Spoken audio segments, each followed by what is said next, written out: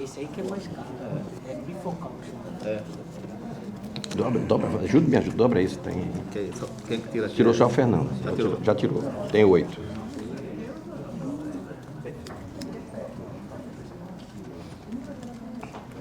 Raquel, quer fazer um resumo do negócio da Equatorial, do como é que ficou, os processos morreram e eles vão fazer um de 2019.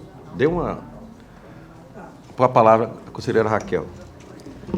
Senhor presidente, Fernando, senhores conselheiros, ontem nós tivemos a reunião com o pessoal da Equatorial a respeito daqueles processos que nós discutimos e votamos aqui por arquivá-los e fazer o contato com a Equatorial para definir uma metodologia com relação a esses processos, né?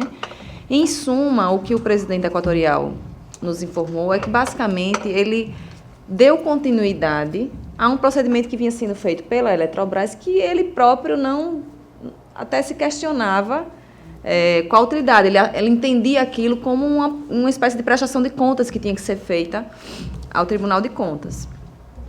E aí nós explicamos qual era a dificuldade que havia aqui no Tribunal de Contas em relação a esses processos, né? Tanto que, pelo fato de... Ele informou que era trimestral que eles encaminhavam. Eu até não tinha nem conseguido entender ainda qual era a periodicidade, mas ele informou que era trimestral.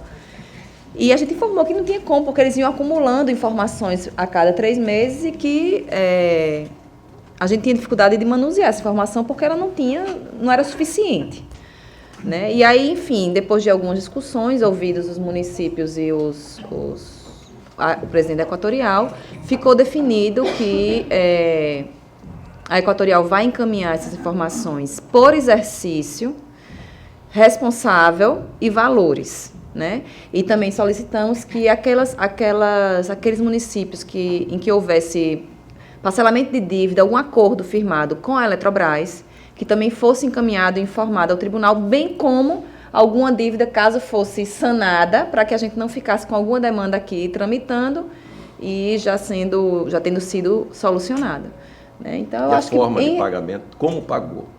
Do principal, se teve juros, porque muitos ele tira juros e multa. O que a gente foi informado é que, assim, os parcelamentos antigos existiam juros e multas. Mas que os novos parcelamentos estão sendo feitos sem juros e sem multas. Então, assim, para a gente, essa informação, ela perde o efeito.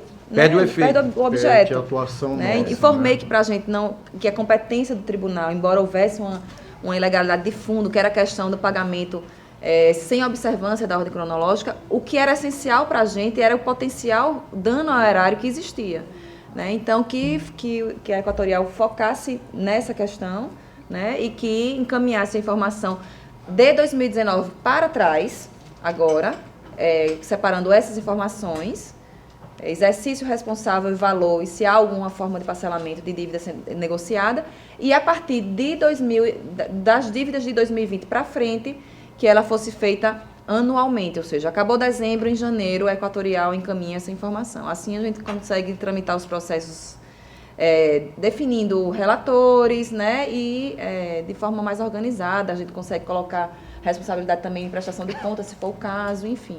Foi isso que foi definido na reunião de ontem, presidente. Se tiver ajuizado, ele vai colocar qual é a vara, qual é o problema. Tem acordo judiciário, ou seja, dá uma informação geral de cada processo.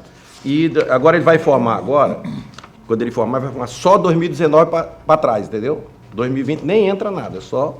Quando chegar em 21, aí ele faz de 20, que aí o prefeito já está mais próximo e fica mais fácil de resolver. Vamos fazer o sorteio aqui, por favor, doutor Chaves. É o processo TC 1940 de 2013, que era do conselheiro Fernando, estamos fazendo a redistribuição. Rodrigo Siqueira Cavalcante. Não tendo mais nada no dia de hoje, declaro encerrada a sessão, convocando para terça-feira no horário regimental.